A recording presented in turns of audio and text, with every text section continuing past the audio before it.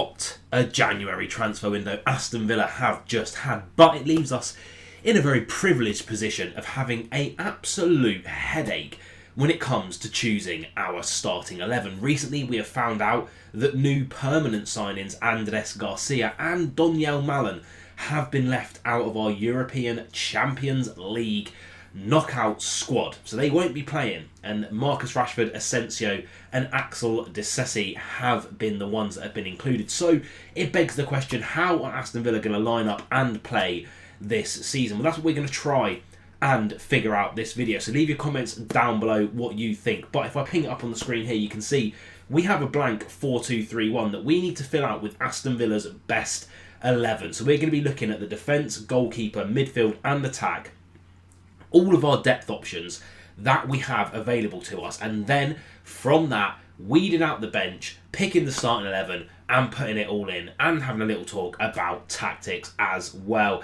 Thank you guys for all the support as well over the January transfer window. It's been amazing on the channel. It leaves us with this many subscribers now, which I never thought would be, achievable for someone like me. So please do leave a like, subscribe if you are enjoying the Aston Villa content, and I know a lot of you comment about the Cats. If you want a little bit more about me and the Cats and what I'm doing in my life at the moment, because I'm training for a marathon, then head over to my second channel. I'll pop it up on the screen here, the Healthy Dad Files. We're going to be doing all videos, lifestyle, fitness, marathon training, lifting weights, whatever you want, and hopefully if it can inspire some of you guys to get out and get moving, because I really think it's good for this thing up here, then that is all good for me as well. But that's enough plugging.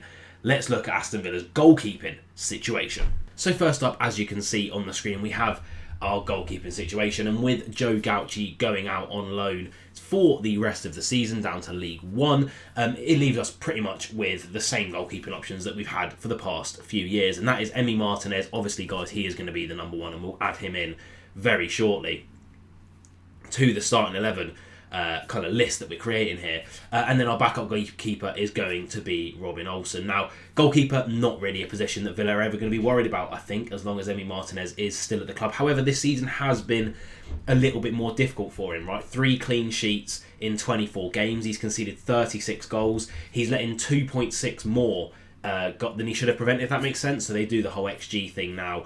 He should have actually let in about 3 less goals than he has. He's been beaten at his near post a lot. He has a save percentage this season of about 63%. So it's not the best in the world. He's having a bit of an off season. I think self-admittedly from him, I think he's even said, I need to be better this season, and I think Villa fans would agree. Look, he's still winning the Yashin Award. He's still a fantastic goalkeeper. He's having a bit of a dip in form right now. Hopefully if he can recapture that, we can push on and try and challenge for that top 4 spot in the second half of the season. But like I say, Robin Olsen is the backup. I don't really see any of the under 21s or 23 goalkeepers coming up and stepping up above Robin Olsen on the bench. You might see a couple of them making some appearances as the second goalkeeper on the bench, because Villa do that quite a lot. We have to just put 2 goalkeepers on the bench just because of injury problems, really. But again, it's not going to be a hard position. Emi Martinez, the world's number 1, Aston Villa's 23, and our number 1 on our starting 11. Now, the defence is where things start to get a little bit more interesting. With the signing of Axel Disasi, we have a backup option. Now, Carlos has gone to Fenerbahce. With the signing of Andres Garcia, you would imagine that Matty Cash will have some serious competition and will have to up his game, which, to be fair, he has been doing the past few weeks, to make sure that he keeps that starting spot. Pau Torres should be back by the beginning of March if we're going from the timeline originally given when he first got injured. Tyrone Mings should be back in the next couple of weeks, and then left back has always been quite a strong position, I think, for Villa. So what is going to happen? How are we going to line up? So these two, you would imagine, will be quite interchangeable. Now, Garcia, left out of the Champions League squad, makes me think perhaps he'll have a bit of a stronger role to play when we're playing maybe bottom half Premier League teams. However, I think you'd be hard pressed to knock Cash out of that spot. Emery seems to like him and trust him in the way that we play. Garcia, for me, a bit more of an attacking option. He looked like he was just pretty much playing right wing back, if not right mid, when he did play those 45 minutes against Wolves in the Premier League. And then he was actually taken off and favoured for Bogard to come on at right back when Emery made 4 changes at half time. So perhaps he's still got a little bit more learning to do. So I think for now, Cash will be safe. Now, Konsa and Disasi can also obviously play right back if needed. Now, Disasi is an interesting one because he might actually start here next to Konsa. Powell still injured. Mings still injured, right? We played Digne at centre-back. We played Bogard at centre-back. We played Kamara at centre-back, which I'm really not a fan of personally. So that could be imminent, right? The next few weeks. The next couple of weeks, whilst everyone's still getting back to full fitness and coming back up to match sharpness, I think we could see a back two of Konsa and Disasi with Cash on the right-hand side of Konsa, and then we'll get onto the left-back spot in a minute. But what a good backup option to have, again, included in our Champions League squad, which makes me think that there might be a bit of rotation between Konsa and Cash in those games. Maybe Konsa going out to right-back and Disasi coming in and playing that right-sided centre-back, or Disasi playing alongside Konsa. However, I think that's less likely, purely due to the fact that our next Champions League game, I think, is like the 8th to the 14th of March or something like that. So I think we're probably more likely to see a Konsa-Mings or Konsa-Powell partnership there. So I think for the moment, Disasi for me would be a cover option, because I think Mings will be starting at the moment, but as soon as Powell is back, and we're talking the rest of the season here, I think that Pau Torres will come straight back in and hold down that starting spot. I think Mings, yes, he's stronger in the air. He might actually physically be a better centre-back defender than Pau Torres, but we've seen with Mings, he takes a little bit too much time on the ball, and he just doesn't quite have the passing range and the sort of football IQ brain in terms of being on the ball and progressing the ball further up the pitch that Pau Torres has. And let's be fair, that is what he was brought in for. Unai Emery loves playing out from the back. He likes to invite pressure on, trigger the other team's press, and then we play around it, try and play out of it, get the ball into the likes of Kamara or Tielemans, who can turn, find that incisive ball into Rodgers, and then it opens up the sort of 4-on-3, 4-on-2 counter-attack, because their team have had to jump to trigger that press to try and win the ball up the pitch high. So for that reason, I think Powell, instantly when he is fit and ready, will come back into the team. Until then, again, I think we're going to see a mixture of Mings and Disasi playing in that centre-back role, because I don't think Tielemans should be there. I don't think he should be anywhere near there at the moment, because he's that goddamn good as a central defensive midfielder. And then on the left-hand side as well, we have Digne and Maatsen. Now, Maatsen, I think, could start getting a bit more game time as we go deeper into the season, because I think Luca Digne will be probably trusted a bit more in the Premier League, and actually boldly, I think that Maatsen might be given a bit more game time in the Champions League. I think most of his starts this season have been in European competitions. I think Digne knows the Premier League a lot better than Maatsen. Yes, technically he probably does know the Champions League a lot better than Maatsen, but Maatsen's been there. He's got to the final with Borussia Dortmund last year, and he actually is a bit more attacking than Digne. And again, in the Champions League, we're going to sit back, we might try and hit teams. He's going to have more time on the ball in the Champions League. That's just how it works. The Premier League, you have less time on the ball, and it's a lot more physical, which I think is the part of his game that he's still sort of bringing into and getting used to. So Digne for me will be preferred in the Premier League. I think Maatsen might get a little bit more game time in the Champions League and FA Cup if we do decide that we actually care about that competition and we have a decent run. But at the moment, I think if we move these guys out of the way, bloody hell, I just added a whole extra player in there. But these guys are going to be your 4 bench sort of defenders, which is so fantastic to have that quality on the bench. And then I think this is going to be your starting 5 primarily for the Premier League, with a couple of changes in Champions League, FA Cup, and then obviously after Champions League games, I think we could see Garcia coming in quite a lot. I think we could see the likes of Mings coming in to give Power rest. Maybe Maatsen, if he is starting, will then drop. Digne will go in. But I think we have a good amount of rotation, which we're going to need. We're awful after the Champions League. Now we have an entire bench that could be a starting 11 against a lower, bottom half of the table Premier League team. What an honour. Now, next up, you will see that when everyone is fit, we actually have an entire circle of central midfield options. Now, I might even be missing some out. I don't know. I'm trying to fit it in with all the players that we've got on the pitch right now. You can see the selected back 4 for the Premier League. And now we move on to those defensive midfield roles. I'm going to do the attack a little bit separate. I'm going to stage that for you guys. Now, we have Kamara, Barkley, Onana, Tielemans, Lamar Bogard and John McGinn, who can all play in this central midfield role. Now, I think first of all, we can eliminate a couple of players from this list to go onto the bench. And that's going to be Lamar Bogard. He's having an alright season. He's had some really good performances when he has had to come in and do a job. I prefer him in the middle of the pitch than playing right back. I don't think he's quite got that right back in him right now. He is a centre mid by trade, you know, and he's only 21 years of age. His first real season with Villa, I think he's doing all right, and he's a good option to have off the bench because defensively he is very, very solid. And then Ross Barkley, I think he was brought in, you know, to maybe do a job and come on and start a couple of games. Like I say, if we're playing, and again, I don't want to disrespect any team because every team in the Premier League is a danger. But if we're playing a Southampton, a Leicester, for example, deeper into the season, you could see the likes of Barkley getting a start against those teams. He was bossing it for Luton. He has had a couple of really, really good performances. I'm still so happy that we signed him. £5 million. Yes, the injury's really annoying, but when he has played, I thought he's actually been fantastic. Those types of games, I would back him to start. Now, there's only two spots, right? There's only two spots in the formation that we kind of play. The 4-4-2, it kind of transfers into a 4-2-3-1 when we're attacking, 4-4-2 when we're defending. And those are your four slots, I think, that we're going to have to decide between. And I'm going to make a big call here and say John McGinn, for me, loses out to Tielemans, Kamara and Onana.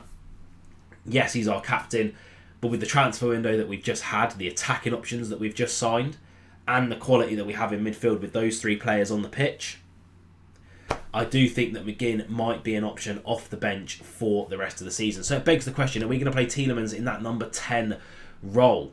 Because he can do that. We all know that he can do that. Or are we going to play him a little bit deeper? And this, again, is another controversial, I think, decision maybe from me. I'm not even too sure right now. We might have paid £50 million for him, but I'm going to go for the 2 free transfers. Onana, for me, has struggled to get up to pace since he has had a bit of an injury-riddled season after about 8 games into the Premier League. He started so good when he was fully fit. I think he's just struggling to get that fitness back, and with that hamstring, that can keep on reoccurring if you overplay players. I think he is going to be an option off the bench. I think he's going to be an option to start in like the Champions League, maybe again some Premier League games when Tielemans and Kamara need a rest. Now, Tielemans have been fantastic for me in that number 10 role, but again, I'm weighing this up after the January transfer window that we've just had that was incredible, by the way, and for me, because of that, the attacking options have shifted Tielemans back. Now, Tielemans had a little bit of a dodgy time initially playing that role because he was playing next to Onana, who, again, likes to get forward way more than Kamara does. And I think Kamara's just a Rolls Royce. Kamara might be one of the best defensive midfielders in the Premier League right now. And when it's Kamara and Tielemans can just play that Douglas Luiz role, and he's more than capable of doing it. So I think with Kamara next to him, it really opens him up to be a threat. And like I said, when we were going through the defenders, we like to play out from the back, trigger a press, and then we like to get the ball into Tielemans, who just turns, and he will find that ball in between the lines to our attacking options, and then we can counter-attack from there. So having him a little bit deeper, and he is actually pretty good defensively. He gets mucked in, he has a good tackle success rate in the Premier League this season. Getting him in there means he can get on the ball quicker, he can turn, he can go. I think that for me, is how I would start in the Premier League. Those two have been probably two of our standout players this season. And then again, look at the bench options again.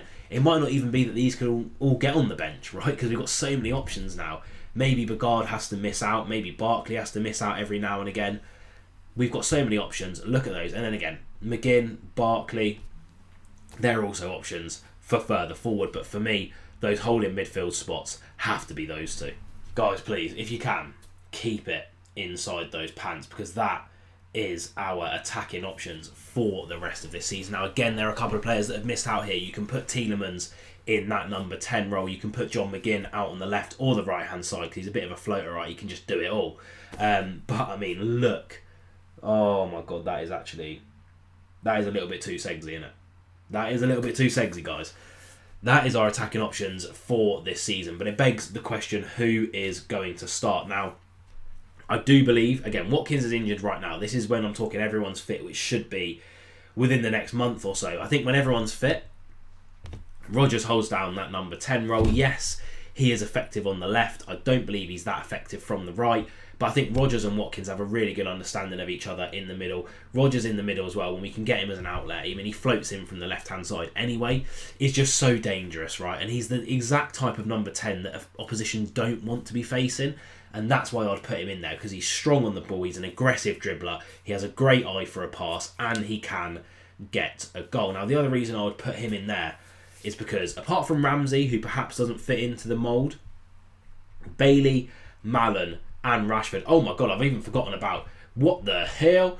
I'm going to move him there. I forgot about Asensio. How have we signed that many good players, man?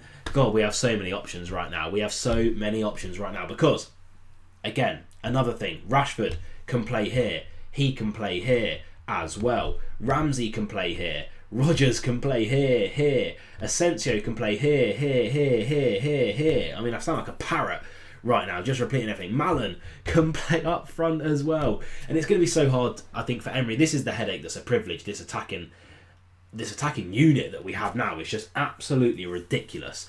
Because look at the amount of quality that is in there. But I do think, again, I think that Rodgers and Watkins will hold down that slot. I think Malen, we're going to see a lot of in the Premier League because, again, he isn't registered for that Champions League sort of squad that we have going forward. I think Asensio we're going to see a lot of on the right-hand side and up front in the Champions League. So let's just move Bailey on to the bench. I think he's the first one to drop. He had a really, really good season last year, but he just hasn't quite been up to standard in the second half of the season. This season, he hasn't got back to the standards of last season since he had all those injury problems over the summer and then at the start of the season. I hope he can recapture that form, but for me, he's the first to drop. And again, this is Premier League. He might get some more minutes in the Champions League just purely because Malen isn't included in that squad, so we're going to have to get him and Asensio in.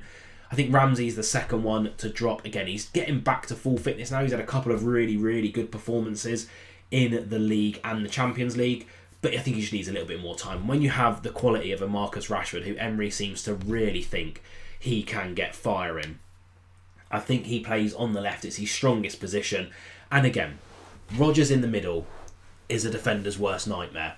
However, having Rashford and Malen running at you is even scarier because they are so quick. They're so quick. And that's a defender's worst nightmare, is pace and skill. Something that they both have in abundance. So if we move all the subs down here, I think Asensio, I think he's been signed really to help out in the Champions League. And I think he will get minutes, obviously, in the Premier League as well.